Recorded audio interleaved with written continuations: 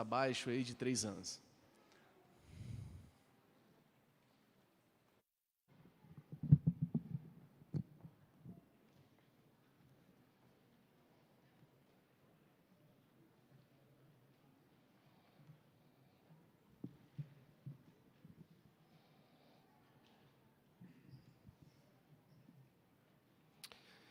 Querida igreja, boa noite, a graça e a paz do Senhor Jesus.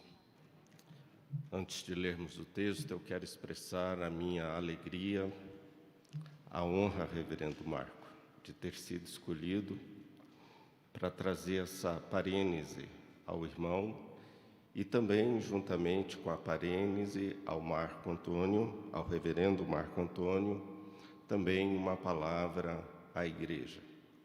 A palavra de Deus, ela atinge a todos, não só ao ministro, mas também às suas ovelhas.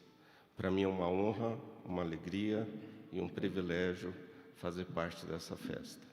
Louvo a Deus pela vida do irmão, pelo pastor que tem sido na minha vida em particular, nos tempos bons e nos tempos, às vezes, não muito bons, mas sempre pude contar com a amizade do irmão, com o amigo, o irmão e o pastor que o irmão tem sido. E creio que também para muitos dos que aqui estão. Deus em tudo seja louvado e engrandecido. Vamos orar mais uma vez. Pai querido, obrigado por esta festa. Quando podemos juntos, como Igreja do Senhor, te agradecer por grandes privilégios que temos, dentre os quais termos pastores de almas, pastores que nos cuidam, pastores que nos tratam, pastores que nos guiam, pastores, ó Pai, que nos levam a pastos verdejantes e águas tranquilas, que nos conduzem pelos caminhos da justiça. E ainda que andemos por caminhos de morte, sombrios, tenebrosos, podemos contar também com a ajuda deles. Obrigado pela vida do reverendo Marco Antônio, que tem sido um desses pastores.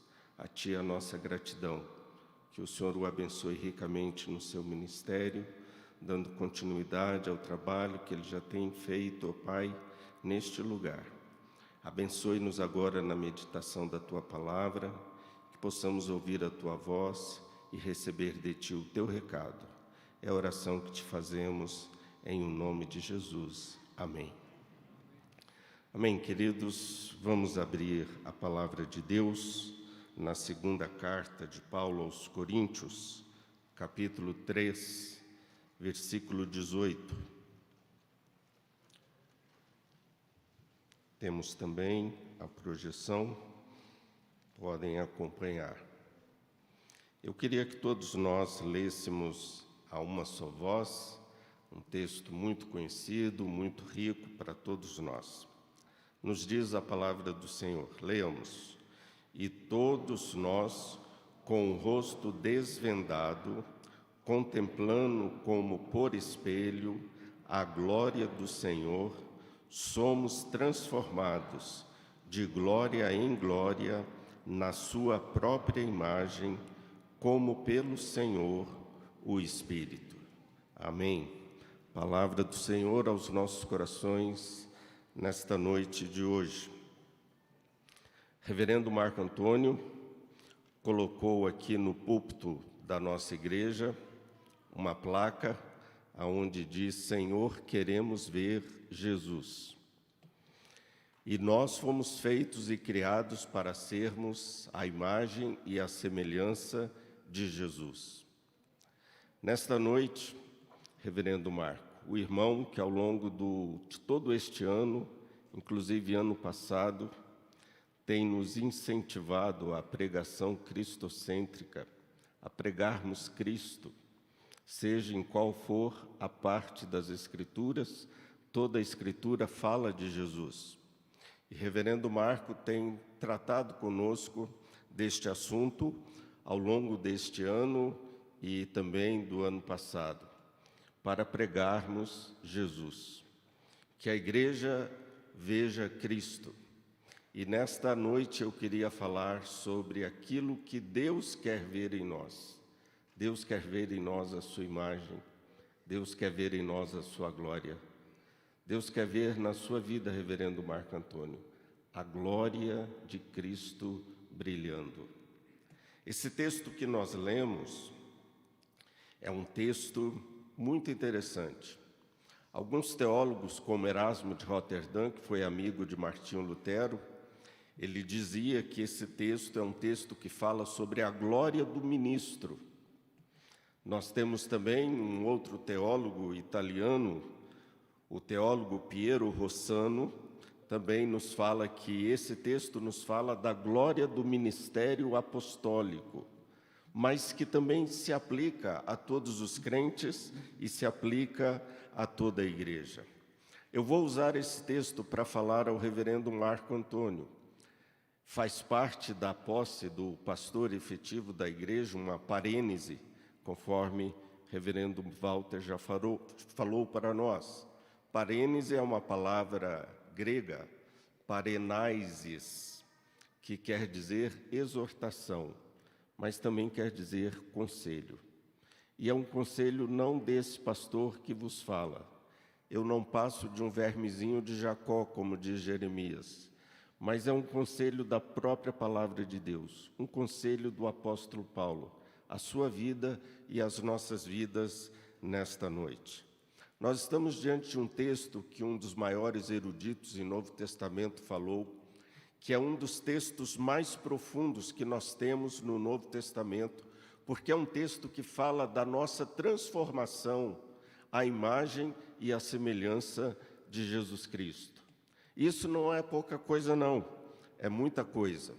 E para ilustrar esse texto, eu quero me valer de uma figura. Se puder apagar aqui as luzes aqui da frente, só para a imagem ficar um pouco mais clara, vocês estão vendo ali no slide um grande bloco de mármore, chamado mármore de Carrara, porque ele é extraído de uma montanha que fica ao norte da Toscana, na Itália, uma montanha rica deste tipo de mármore, chamado mármore de Carrara.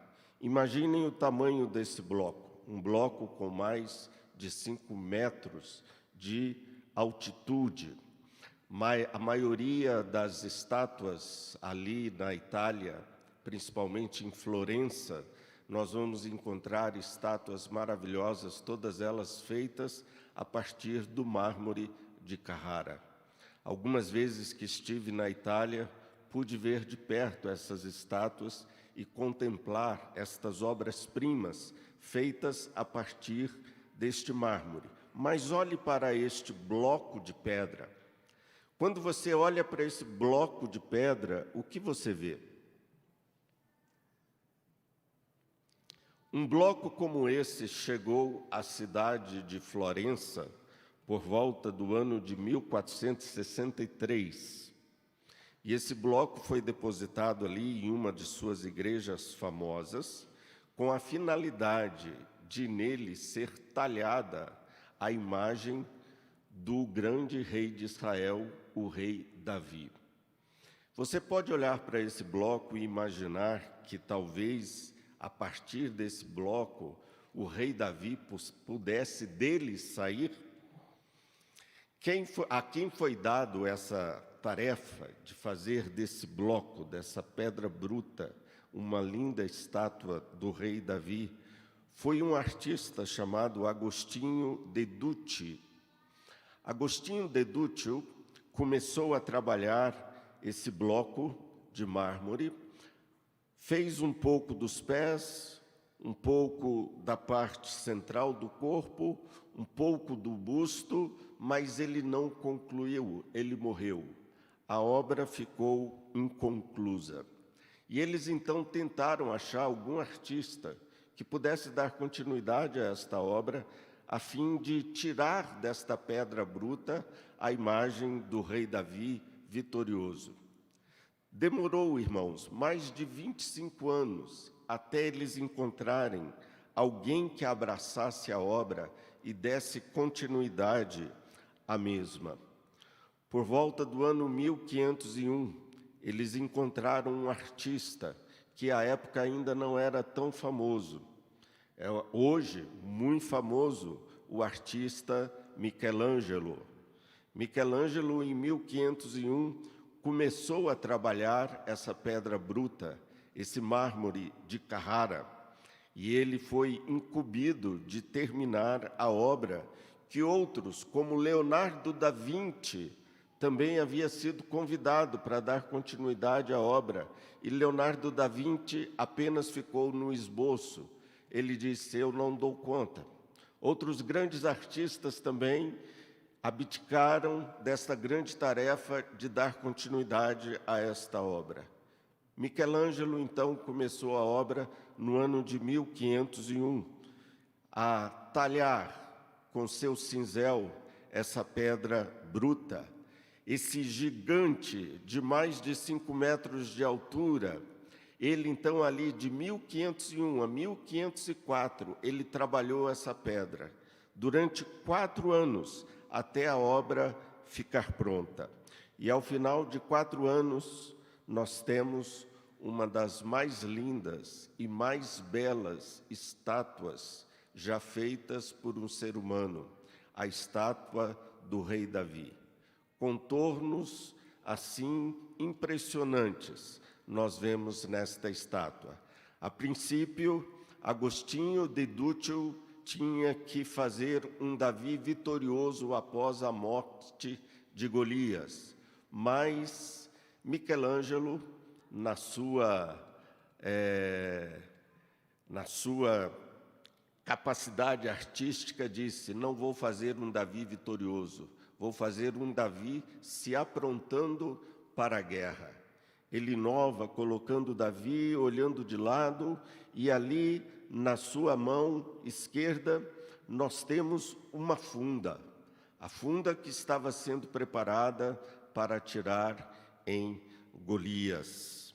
Queridos irmãos, nós, eu e você, Reverendo Marco Antônio, nós somos como uma pedra bruta, um mármore de Carrara, que precisa ser talhado, a fim de que uma imagem saia dele. Quando Deus ele olha para nós, Ele quer ver em nós Jesus Cristo. Quando Deus olha para nós, talvez você veja uma pedra bruta, cheia de saliências, de reentrâncias, de defeitos. Mas Deus, Ele quer ver em nós a imagem do seu Filho, a sua glória. Quem é, irmãos, e quais são estes que podem ser transformados ao ponto de refletirem a glória de Deus? Quem é que pode transformar uma pedra bruta numa imagem tão bonita como esta do rei Davi, que Michelangelo conseguiu esculpir? Quem são? O texto começa com todos nós, pastor, com o rosto desvendado. O nós aqui é um contraste com Moisés, porque apenas Moisés refletia a glória de Deus. Mas agora Paulo fala que essa glória deve ser refletida em todos nós, na congregação inteira, não apenas na vida do pastor, mas na vida da congregação. Tadeusz Williams, não sei se o reverendo Marco Antônio já leu esse livro, Tadeusz Williams escreveu um livro chamado Reflita. Reflita não de nós exercermos algum pensamento reflexivo, mas reflita no sentido de refletirmos a pessoa de Jesus Cristo. E Tadeusz Williams, ele fala que muito mais radiante será a imagem que nós podemos ver numa congregação do que a imagem que nós podemos ver apenas em uma única pessoa. Um pastor, ele deve desejar muito mais do que ver a glória de Deus na sua vida, ver a glória de Deus também na sua congregação. João Calvino nos diz que Erasmus de Roterdã aplicava esse texto apenas aos ministros, mas Calvino diz: não, esse texto deve ser aplicado ao ministro e a toda a sua congregação. O pastor, ele é chamado, acima de tudo, para ser alguém parecido com Jesus. o pastor dos pastores, o supremo pastor. E o pastor precisa ter a cara de Jesus. O texto nos fala com o rosto descoberto. E aqui está na voz passiva. Interessante, com o rosto descoberto. Ou seja, quem desvenda, quem descobre o nosso rosto é o Espírito Santo. É Deus quem faz essa obra. E ele nos diz, com o rosto descoberto, refletindo. E o verbo aqui, refletindo, está no presente. Quer dizer, uma ação contínua, contemplando como espelho a glória do Senhor. Posso agora tirar o microfone? Quando nós contemplamos a nossa glória, nós não estamos vendo a nossa glória, mas a glória de Jesus. Quando eu me olho no espelho, qual é o rosto que eu vejo no espelho? Quando eu olho no espelho, eu contemplo qual imagem? Nós temos o reverendo Marco Antônio com o seu netinho, o Arthur. Eu creio que quando Marco Antônio olhou para o Arthur, ele tentou procurar algumas evidências ali de com quem o Arthur se parecia, ou com a mãe ou com o pai, porque o filho precisa trazer o fenótipo dos seus pais. Marco Antônio, quando viu Davi nascer, ele olhou para o Davi e tentou ver, o Davi parece comigo? Para a sorte dele, deveria parecer mais com a irmã Gleides. Mas quando um pai olha para o seu filhinho recém-nascido, o que ele mais procura? O pai procura se enxergar nele. O pai procura saber se ele se parece com ele. As suas feições. O que Deus procura em nós, quando Ele olha para nós, é a sua imagem. A sua imagem, a sua semelhança. E essa imagem é a imagem do Senhor Jesus Cristo. Qual é a imagem que eu e você temos refletido no espelho? Qual é a imagem que o mundo tem visto em nós? Qual é a imagem, reverendo Marco Antônio, que a igreja vê na sua vida? Eu vejo o irmão como alguém parecido com Cristo, e eu louvo a Deus por isso. Que assim continue, como nos diz o texto, isso deve ser uma ação contínua. E nos diz o texto, contemplando a glória do Senhor. Em Moisés, nós vimos a glória de Deus, mas esta glória que estava brilhando no rosto de Moisés, ela apontava para Cristo. E aqui Paulo nos diz que nós vemos a glória, é a glória de Cristo. Se você observar o nosso texto diz assim: contemplando como por espelho a glória do Senhor, somos transformados de glória em glória em sua própria imagem. Não fala em sua própria glória, mas fala em sua própria imagem. Imagem aqui é ícone, uma palavra que nós conhecemos. Por que não fala glória, mas fala imagem? Porque a imagem aqui é a pessoa de Jesus e Ele é a glória de Deus. Ele é a perfeita e plena glória de Deus. A glória do Senhor é Jesus. Quando nós lemos João capítulo 1, versículo 14, nós vemos ali João dizendo acerca de Jesus que o Verbo se fez carne e habitou entre nós e vimos a sua glória, glória como a unigênito do Pai. Cristo quer refletir a sua glória na sua vida, reverendo Marco Antônio. Cristo quer refletir a sua glória em cada um de nós.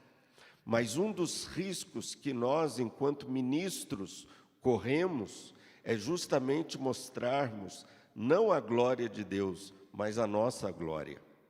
E nós temos que nos policiar o tempo inteiro em relação a isso, para que não a nossa glória seja vista, mas a glória de Deus na pessoa de Jesus Cristo. Quando nós tomamos para nós esta glória indevida, nós estamos como sendo ladrões da glória de Jesus. É um risco que todo ministro corre. É um risco que um coral tão bonito como este corre. Roubarmos a glória que é apenas do Senhor Jesus. Só lhe deu glória, a Ele toda a glória. Mas o texto continua e fala que nós somos transformados de glória em glória na sua própria imagem. Reverendo Marco Antônio, somos transformados. Presente, passivo, a ideia de uma ação contínua e a ideia de algo que nós sofremos. Irmãos, isso é algo sobrenatural, não é obra nossa. A estátua de Davi demorou 4 anos para ficar pronta, mas ela teve um artífice, teve um escultor que trabalhou nela. É isso que o texto está dizendo, nós somos trabalhados a fim de que a imagem de Cristo seja formada em nós. E essa palavrinha transformados é a palavra que nós temos em português para metamorfose. É a mesma palavra que vai aparecer lá em Marcos capítulo 9, versículo 2, quando fala que Jesus foi transfigurado. É a mesma palavra que aparece em Romanos capítulo 12, quando fala que as nossas mentes precisam ser mudadas, metamorfoseadas. É uma ação que nós sofremos da parte de Deus. Ele faz isso nas nossas vidas. E nos diz o texto, transformados de glória em glória. De glória em glória, reverendo Marco Antônio, dá a ideia de um processo contínuo. Algo que começou e vai crescendo. É um processo de transformação gradual. Um grande teólogo belga chamado Lucien Cerfaux, um especialista em teologia paulina, no seu livro O Cristão na Teologia de Paulo, ele diz que aqui há um movimento de intensidade desta glória. É uma glória que vai aumentando cada vez mais até ser dia perfeito. Vai brilhando e vai brilhando cada vez mais até ser dia perfeito. Um texto escatológico. Esse dia perfeito é quando estivermos na glória. Estaremos revestidos de toda a glória, com certeza. Isto está em contraste com a glória de Moisés, que era uma glória transitória e desvanecente. Paulo está se referindo aqui a pessoas que vão de glória em glória, aumentando cada vez mais até uma glória perfeita. João Calvino, comentando esse texto, Calvino nos diz que Deus faz a sua glória brilhar em nós paulatinamente. É um processo, irmãos, por toda a vida, nós temos que ser trabalhados por Deus, a fim de refletirmos a imagem e a semelhança de Jesus. E na consumação, seremos plenamente glorificados e seremos como Ele é, como Cristo é. Como nos diz 1 João 3, versículo 2, e seremos como Ele é. Eu e você ainda não somos aquilo para o que nós fomos feitos para ser. A verdadeira imagem e semelhança de Jesus. Estamos num processo, e esse processo precisa ser gradual e devemos ser, então, transformados de glória em glória na sua própria imagem, na imagem de Jesus. Hoje as pessoas estão à busca de vários ídolos para seguirem. Nós vemos isto nas redes sociais. Quantos seguidores fulano tem? Fulano tem milhões de seguidores. Ciclano tem milhões de seguidores. Eles querem se parecer com estes ícones pós-modernos, que geralmente são esvaziados de qualidades morais e éticas, mas são ícones que fazem coisas terríveis, que não podemos nem mesmo mencionar aqui do nosso púlpito. Precisamos sim sermos moldados, mas concluindo o texto fala, sermos moldados pelo Espírito Santo de Deus. É o Senhor, o Espírito, que nos molda. O Espírito Santo faz esse trabalho de um tremendo e maravilhoso escultor, um verdadeiro artífice que trabalha na nossa vida. Reverendo Marco, estou concluindo, e eu quero concluir. E para concluir, eu quero citar um outro artista. Eu cito um carioca que foi conhecido por muitos, Milor Fernandes. Já deve ter ouvido falar. Milor Fernandes foi um famoso desenhista, humorista, dramaturgo, escritor, poeta e tradutor. Um carioca. Mas ele era extremamente pessimista. É um homem que não temia Deus, não servia a Deus, e era um homem extremamente pessimista. Veja o que Milor Fernandes disse. Só a plástica no rosto, no seio, nas nádegas, na careca e na papada. E ele conclui, e nenhum pitrangui para inventar uma plástica no caráter. Que coisa mais desesperadora. Ao contrário de Milor Fernandes, que diz que só a plástica para as nádegas, para o rosto, para os seios, para a careca, para a papada, mas não existe plástica para o caráter, eu cito outro famoso artista. Vincent van Gogh, um artista holandês, falou e pregou a pessoa de Deus e foi para a Bélgica como missionário para tentar evangelizar as pessoas por meio de suas pinturas, de suas obras artísticas. E Van Gogh, como artista que não se tornou tão famoso enquanto em vida, mas sim depois. Veja o que Van Gogh, ao contrário de Milor Fernandes, disse. Ele viveu serenamente, como um artista maior do que todos os demais artistas, desdenhando o mármore e a argila e a tinta, trabalhando em carne viva. Ora, digo novamente, esse Cristo é mais artista do que os artistas. Ele trabalha em espírito e carne vivas. Ele cria homens em vez de estátuas. Esse é o Espírito Santo. Existe sim, irmãos, existe sim um artista, um cirurgião que é capaz de transformar um caráter ruim num caráter bom. Existe sim o Espírito Santo que é capaz de transformar uma pedra bruta, um mármore de Carrara, em uma pessoa parecida com Jesus.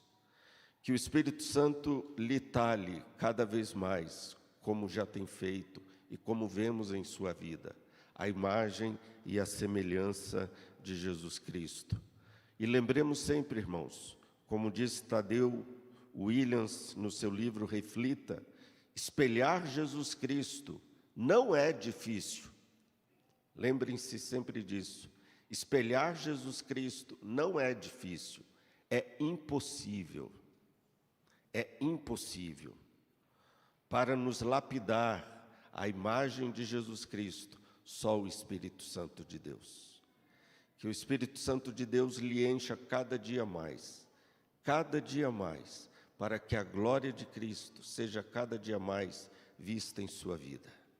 Que o Espírito Santo nos molde cada dia mais a imagem do Senhor Jesus Cristo. Que o Espírito Santo de Deus molde o nosso coral cada dia mais a imagem e a semelhança de Jesus Cristo. Uma oração que eu tenho feito todos os dias é: Senhor Deus, que o Senhor, com o cinzel do Teu Espírito, talhe a minha vida, a imagem e a semelhança de Jesus Cristo. Ele vai ter que tirar lascas de mim, vai ter que triturar partes do meu corpo, a fim de que a imagem de Cristo seja formada em mim. Mas que essa seja a nossa oração, para que o Espírito Santo de Deus talhe em nós a imagem e a glória de Jesus Cristo.